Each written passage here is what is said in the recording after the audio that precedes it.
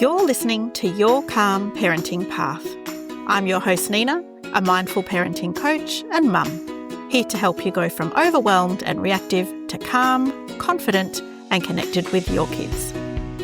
This show is for parents who want to raise their children with more patience, less stress, and a whole lot more joy. Because small shifts make a big impact, and you can build the parenting life you've always wanted. If you want to see what I'm up to, follow me on Instagram at Mindful Parenting Lifestyle, and don't forget to hit follow or subscribe so you never miss an episode. Let's get started. Hello and welcome back to Your Calm Parenting Path. Today I'm joined by someone who truly gets it. Sarah Thomson is the founder of Online Social Butterfly, a heart-centered digital business coach who started her business when her boys were just 3 and 5. She's lived through many school holidays trying to balance work and family life, and now helps other women build flexible, ease-filled businesses that align with their values. Now, this is the first episode in a special series all based around getting you ready, both physically and mentally, for the school holidays. In this episode, we're diving into what it really takes to stay productive and realistic during the holidays, and how to bring more calm, compassion, and connection into that juggle. Sarah, thank you so much for being here today. Thank you, Nina. I am so looking forward to our conversation. I'm thrilled that you invited me on. I couldn't have not asked you because I mentioned in the intro you started when they were 3 and 5, and they're big teenagers now, so it's been a while. Oh, they're kind of baby adults, actually, because my oldest is 20, so he's definitely baby adulting, and my baby is 17 and he turns 18 next year. So really young men, yes. Yeah, wow. Okay. So you started your business when they were young. What did those early school holidays look like for you as a working mum trying to do it all? Well, I guess I should probably start by saying my business then is not my business now. Okay. So excellent. When my children were very young, I have a big business now with, I have team and things like that. When I first left the corporate world and started my business, it was just me, and my business in truth was a part-time business. Right. So I want to be really honest about that and say, if you look at me now, I was not doing that when I had little children.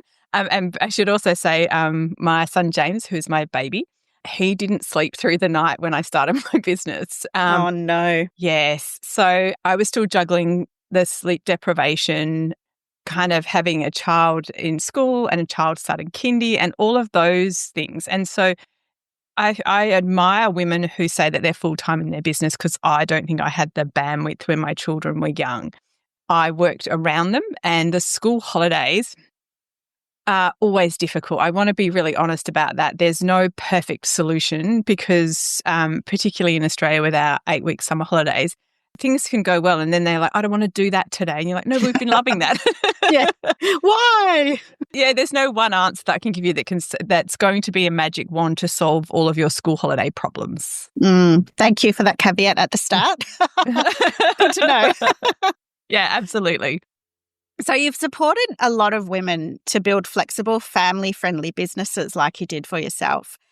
Have you seen any patterns or challenges come up around the school holidays, some more so than others? I think the biggest pattern that I see is people not taking into consideration their capacity. So just kind of going, oh, it's just school holidays and I can keep doing this, and not having any allowance for what that looks like. And I want to be really clear and say this because we have been doing this for years. The school holidays in my calendar have been blocked out for years since they were small for myself and my husband, because my husband works in the business. And the reason that I want to say that isn't I did not have the luxury of not working for however many weeks. Is it like 16 weeks a year? It wasn't that I wasn't working. It was to signal to myself, and then when I had a team, to my team, I'm not available to show up on screen.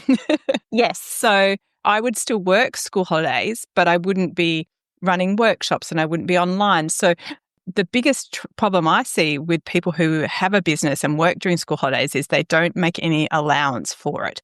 And so they just think it's business as usual. And we tell ourselves this because by and large, women who run businesses are often overachievers. We're like, I can do this. I can get up at 5. Yeah. And I can do 2 hours of work and then I can do with and we completely overestimate what we want to do. And the reason we get to the end of the school holidays absolutely exhausted is we have tried to do too much. Instead of saying, actually, I should probably allow, like I used to, I'm not going to show up face to face because that involves me doing a whole lot of hair and makeup that I don't want to do in school holidays. It also, in my business, because I work at home, meant that my children had to be very quiet in a house. And as a mum of boys, Nina, I know you get how hard that is. So they can be good to a point, but they'll never be good the minute you want them to be good. So, giving myself that compassion of saying, oh, I'm not going to run workshops during the school holidays because that's just awful for everybody. I intentionally built my business so that school holidays were lighter. Yes. And if I could give one piece of advice to anybody who's trying to work around children, it's to give yourself the grace of saying, this is not going to work if I do this full time. I love that, Sarah. Unless you put your kids in full-time school holiday care, sure, you can do that. But I don't think that's what any of us started our business to do. Exactly. Yeah, I really love that. And I think giving us that grace to not have as big an expectation of what we can achieve is such good advice. I had a session with you this morning and we talked about blocking out some days off during the school holidays and deliberately putting those dates in our calendar so that we're not even tempted to do a little bit of email checking here or there. We know that the emails will come back later on at the end, once we've had a good week or so off, especially over Christmas and New Year's. Oh, thank you. I'm glad that you like that because that's something that how I teach and how I coach and how I mentor is how I treat myself. So when I talk, when we do our goal setting every month and I say, what capacity do we have? It's always been based very much on my own personal experience of knowing capacities change. And like I said, now having baby adults, as I call them, that need, what they need now is they need me to be a guide rail and my husband to be a guide rail. We just need to keep them on track. Yeah. We're not keeping anybody alive. We're not necessarily feeding anybody because they're growing up. It's a very different proposition, but we're still here and we're still present. Yes. And so how I parent now looks different to how I parented 2 years ago when my boys were in school and 10 years ago when they were, say, in primary school. Yeah. And allowing yourself the changes as they come up. Yes, definitely. And I think you also talk about being realistic about what we can achieve with those changes. So when my boys are young, I can maybe watch something, do some work while they watch a movie, but that's it because they want my time because they're so young and I'm home and they want my attention. They want to play football. They want to play cricket.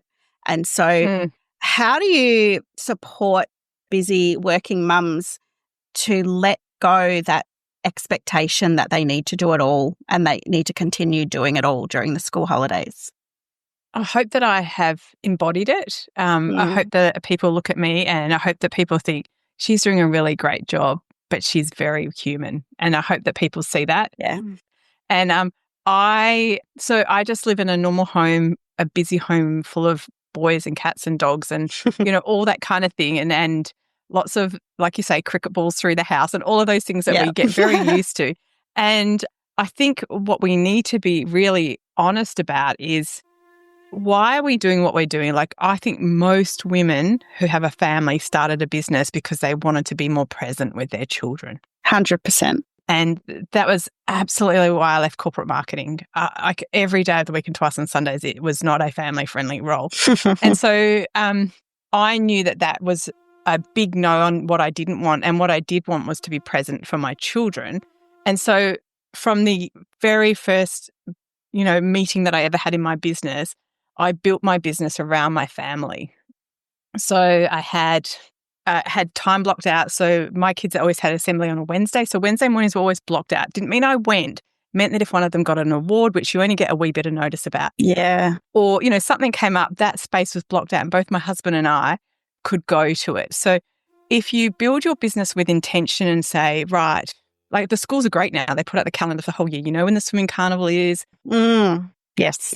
Or those go in the diary. The school holidays go in the diary. Everything is built in. And then my business got built around that. And look, I could have scaled a lot faster if I had been in my business as much as I am now. But that wasn't what I wanted. I wanted to be present with my children. And I feel like now that they are baby adulting, I look back and my husband and I can both say we did. We did what we wanted to do, and we said we were going to be walking them to school and picking them up. We said we would do this and we do that, and we did. Fantastic. But it took intention, and if you don't give it that intention and say, oh, next semester I'm totally going to do that, you have to do it now and you have to put it in your diary. That's the only way it can happen. Yeah. I think it's a great reminder to anyone listening to really take the time, jot down why you're doing this. Why do you want to start your own business? And just, as you said, reflect back on it, because that helps to reduce the guilt that so many of us feel when we try to balance the work and the family and spending time and, if we're on our phones a lot. And so thinking about why we're doing it, I think that's really great advice. So thank you, Sarah. Awesome. No worries. We'll put some little prompting questions in the show notes for you, listener. The other thing I want to say about my home life is that I'm fortunately not a person that has to have an immaculate home and that people walk in and it's beautiful and tidy. And I'm okay with mess, which is a great blessing when you have young boys.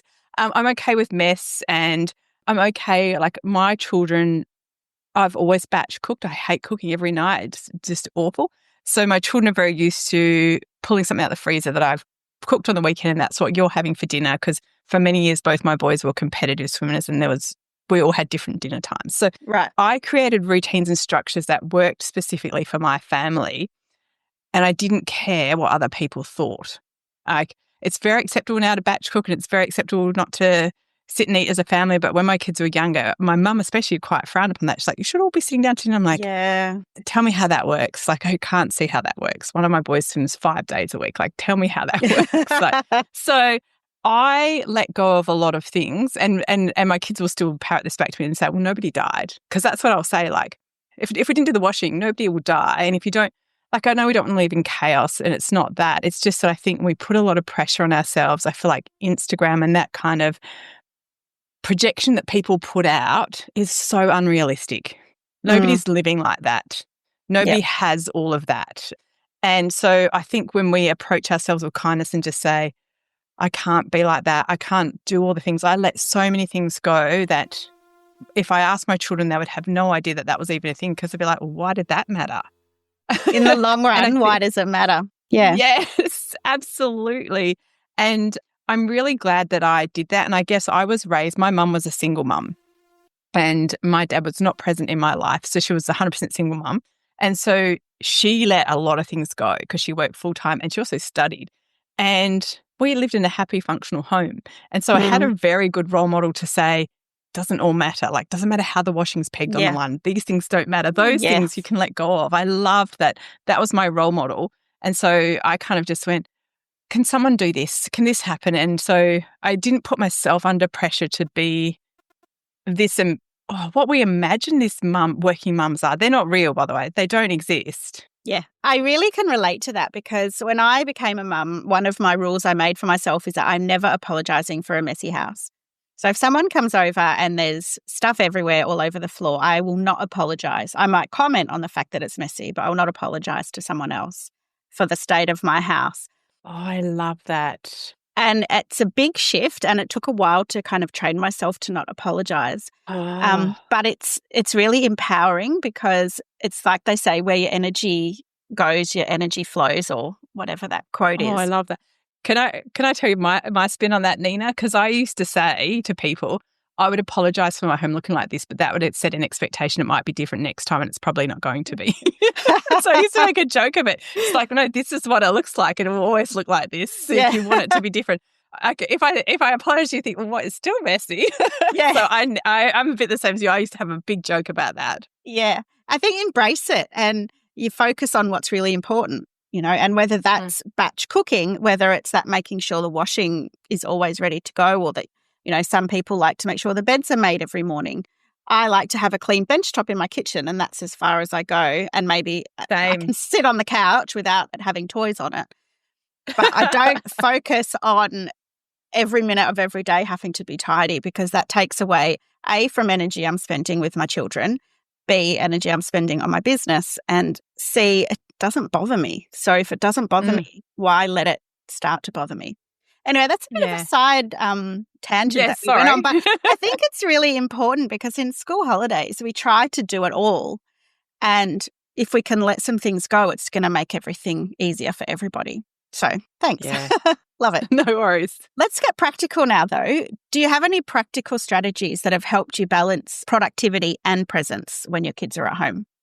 Oh, absolutely. And I think the main one comes back to a little bit of energetics, if that's okay. And of course. Knowing who you are. So I am, and my husband and I joke about this, I am such a morning bird. He's such a night owl. So for me, being able to get up in the morning at 5 a.m., oh no, I'm sorry, and being able to do my Sarah things like my little morning routines and then being able to work, that's peak Sarah. Awesome. Like that is my best self. And it took me a long time, and it's actually, funnily enough, working with my husband who's very in flow with his energy. He will sit and like game or play around till 11 a.m. And he used to really annoy me because I'm like, when are you starting working? And he just knew that because he's creative, I'm not ready yet. And as soon as he was ready, he would go. And if we can listen to our own energy and understand when are we at our optimal, especially for work, make that your work time. Like for me, early mornings work time. I can't really work after 3 p.m. Right. I'm done. I'm tapped out. So knowing that to be true, there's no way I would say to myself, oh, I'll just work evenings, because that is never going to happen. I've got nothing left in the tank. So if you can understand your own energy and when you work best and you ring fence that time, whatever that looks like, for 2 or 3 hours, you will get, most of us can work in 3 hours and do, if we were super productive, and get that work done. So knowing your own energy is probably my first piece of advice. Great. And the other kind of practical things I would say is, if you don't have the luxury of having lots of family around who will help and support you, you need to make some friends. And you need to make some school mum friends who will do swaps with you. So great. I'll have their children for a day, they will have my children for a day. And it really helps, because if you can get a whole day to yourself and work, you can probably get 2 or 3 days work done in that. So kind of finding those people. And I also used school holiday, like vacation care. So where I live, our council runs vacation care, and they would put out the whole roster for summer holidays. One of the days they'd take them to Adventure World, and I'm like, well, sign them up for that. Brilliant. So, nuts. Putting them in for occasional vacation care is nice for them. It's nice for you, but kind of getting support. And I think one of the things I wish I'd done more of when they were younger is say yes to more offers of help. Because I kind of felt like I'd made a choice. Well, I'm working for myself, so it's my choice. I need to work this out. When really lots of people do want to help that love you and surround you. And I think we often push them away because we're a bit like, well, no, I've got this. And I kind of regret that now, if I'm honest. Like that's probably one of my big regrets if I look back and think, I wish I'd just said yes. And my mum was amazing. She had my boys a lot. They would be as comfortable in her house as mine. So they would spend a lot of school holidays with her. And they'd ring and go, we don't want to come home. And I used to be really sad. And I should have been thinking, brilliant, I've got, you know what I mean? Like, So saying yes to any and all offers of help is, and can I tell you all this, and I really want everyone to hear this. When we allow other people to help and support us, we're actually allowing them to do something that feels really good. So if you're a person like me, I'm a really generous person that will do a lot for people. I actually love it. Like if I say to someone, can I cook you a meal? You're not going really well. And they say yes. I'm like, oh, yay. Yeah. I feel like I can do something practical. And so please remember, on the flip side of someone's offer of help, they're doing that because they want to and they love us. And I think if we all were a bit more open to receiving, we would probably make our lives easier. Yeah, that's so right, because it does feel so good to offer to help someone.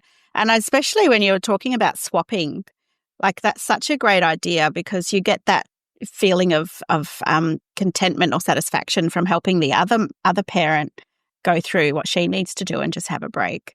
One thing I like to do in the school holidays is invite a friend over for one of the boys, because then instead of having 3, I've got a 2 and a 2. And I find that they actually play really well together, and I can be a lot more productive than if it was just the 3 of them at home at the same time. And I actually am quite happy to sit there with my headphones on and edit a podcast while they're around, because the noise doesn't distract me. I can work with a lot of noise around me. Brilliant. I grew up with brothers as well as having lots of boys, so I've always been surrounded by lots of noise. So that's something that I find quite helpful, is to just have one friend over for one of them, and that really helps as well. Oh, I love that. Yeah. And another thing I would say, and this became noticeable as my boys got older, you are allowed to say, I need you to be quiet and give mummy like half an hour to work, okay? Yes. Because what we're teaching our children is really important. It teaches them that you're not the main character every minute of every day. Sometimes I have to do other things, which is good for kids learning where they fit. And it also teaches them to entertain and amuse themselves. And it's funny because like Grant and I, my husband and I, have worked at home all of my kids' life. They, as they got older, understood, like if they got home and the office door, which is our fourth bedroom, was closed, they knew that meant I wasn't to be disturbed and I needed quiet time. And so what you're teaching your children is boundaries of like, this house isn't a zoo every minute of every day. It's a zoo a lot of the time, but there are times when it's not. And so you can still say, I need just some quiet time. I need to do this and focus. Like you might need to send an email or do something. So you are allowed to work. We don't have to be present every minute of every day. I don't want you to think that, but exactly. Putting in a little bit of boundaries, and obviously age appropriate, like a 2-year-old's not going to respond to that. But, as they get older, they will do better with that. And so mine, and I noticed as my boys got older and say they had friends come over after school, they'd be like, Mum's working, shh, and they knew the signals. And I was like, oh, they were very respectful. Yeah. And even now they can see if I'm working or if they can come in.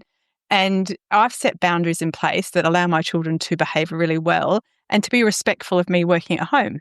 And now it's the normal. Yes. And it's not even a thing, right? They know that, and it's not something you have to thank them for every single day because they made an effort.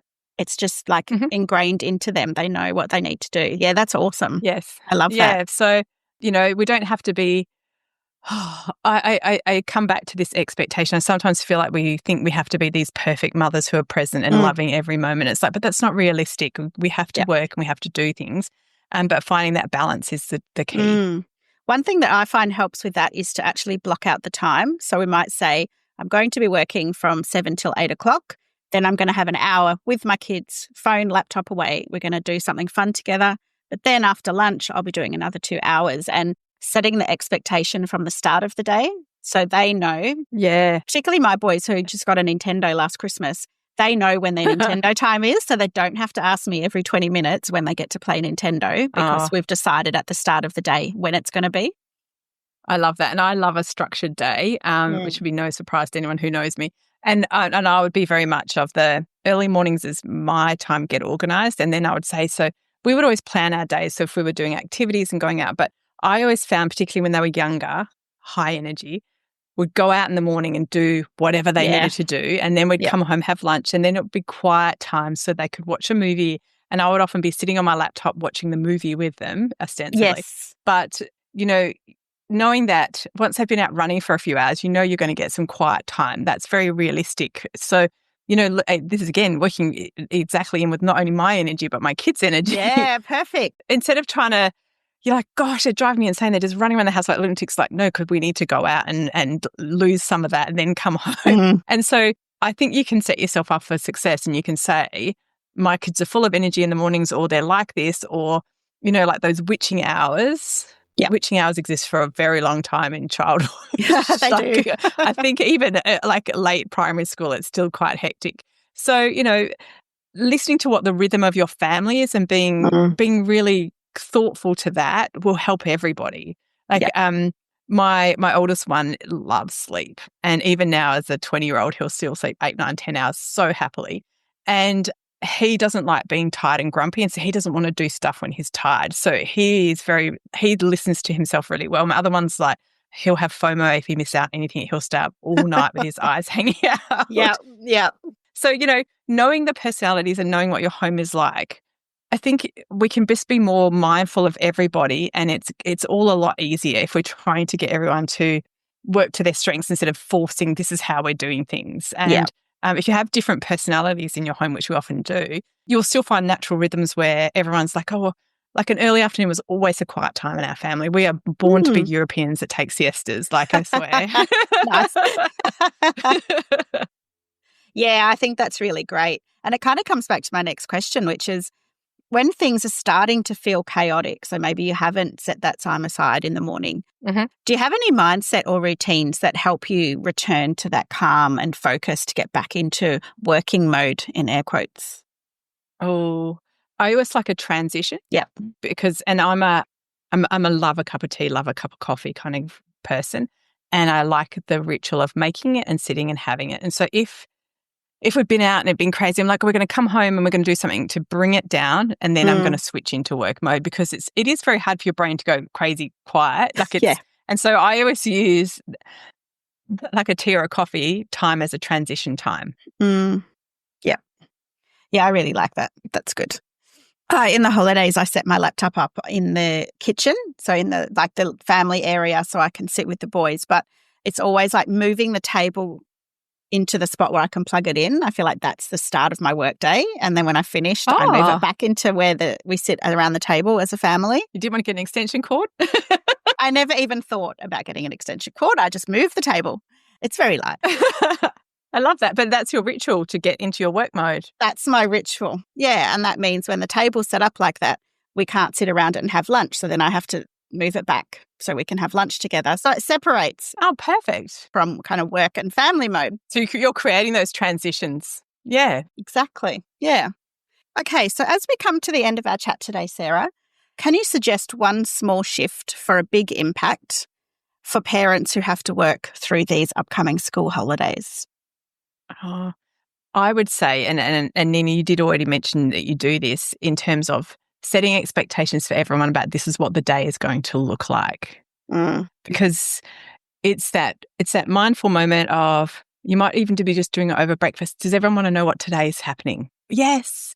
And then you say really clearly, Mummy's going to be working from 9 till 11, and then we're doing this, and then we have Nintendo after lunch. And so if you can take that moment to set expectations, it removes all of the meltdowns. I wanted to do this today and we didn't do it.